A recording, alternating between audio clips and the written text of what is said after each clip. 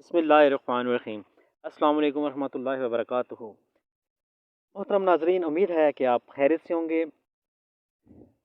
ناظرین، آج ہم آپ کے ساتھ ایک ایسا وظیفہ شیئر کر رہے ہیں جو شاید میں نے پہلے بھی اس کے بارے میں بات کی ہوگی کسی نہ کسی ویڈیو میں، لیکن آج میں تھوڑی سی تفصیل سے بات کروں گا کہ یہ اللہ تعالیٰ کے دو نام ہیں، اور یہ دو ایسے نام ہیں جو تقریباً آپ اگر یوٹیوب میں جتنی بھی ویڈیوز کو آپ سرچ کر لیں یا کسی بھی پلیٹ فارم پر پیسوں کے حوالے سے ہو یا وظیفہ فارمنی یا کوئی بھی آپ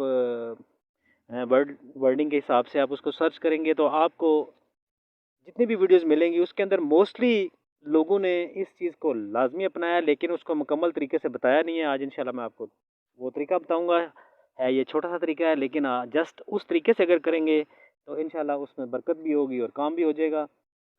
اب وظیفہ کچھ اس طرح ہے کہ آپ نے اول و آخر 11 دفعہ درود پاک پڑھنا ہے۔ بعض لوگ ایک دفعہ کہتے ہیں، بعض 3 دفعہ کہتے ہیں، لیکن 11 دفعہ یہ آپ نے پڑھنا ہے، یعنی کہ 11 مرتبہ آپ نے درود پاک پڑھنا ہے، درود ابراہیمی۔